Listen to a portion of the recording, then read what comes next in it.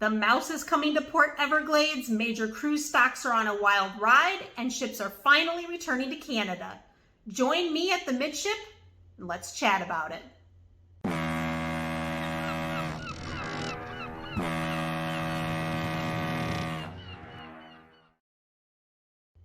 Hello, and welcome to the very first episode of The Midship Mom. I'm your hostess with the mostest, Kathy, and I've got all of the cruise news you can use. We start with word from the House of the Mouse. That's right, Disney Cruise Line has cemented plans to sail out of Port Everglades in Fort Lauderdale. The Broward County Commission approved a plan for a Terminal 4 overhaul at the port, and it will become home to the Disney Dream, beginning in the fall of 2023. With the much anticipated delivery of the Wish later this summer, Disney will sail that ship as well as the Fantasy out of Port Canaveral and shift the Dream to Miami until the new terminal is operational. You know what they say, two's company, three's a crowd. Take your Dream and move on down the coast. The 15-year partnership between Disney Cruise Line and the port includes the Dream making Port Everglades her home on a year-round basis and a second ship sailing seasonally beginning in 2025. So it sounds like accommodations are being made for the previously announced fleet expansion. Woohoo! More Mickey ships! Shifting gears a bit, what goes up must come down according to the laws of gravity and Wall Street. In this case, we're talking about cruise stocks, which have been on a roller coaster ride throughout the pandemic. They've been up, they've been down, they've been all around. A lot like my last flight into Orlando. If you're invested in the industry and you haven't reached for it already, you might want to grab the Dramamine. You can expect high tides and a bumpy ride for the foreseeable future. Now, earlier this week, Carnival, Norwegian, and Royal Caribbean stocks all surged on the news that Carnival enjoyed its busiest booking week ever, only to pull back sharply a day later. So demand is up, ships are busier than they've been since the pre-pandemic days, the COVID protocols are finally relaxing, and those are all positive indicators. So why the nosedive? Well, it seems that the cruise world is suffering from the same struggles as the rest of us, and it all circles back to cost, which is outpacing revenue. Sound familiar? I can relate. So to combat this, Norwegian and Carnival both made controversial announcements that they are increasing the daily gratuity charges.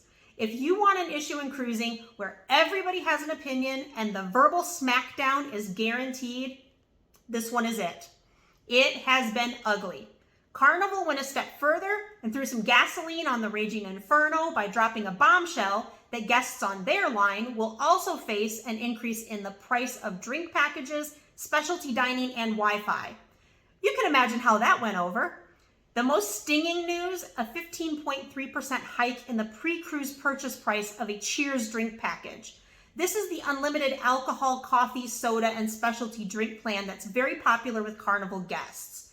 Well, technically you're capped at 15 drinks per day, but at that point, the midship mom is in the midship morgue. Break even is about 6 alcoholic drinks per day, and that keeps the midship mom out of the morgue, but not off the floor.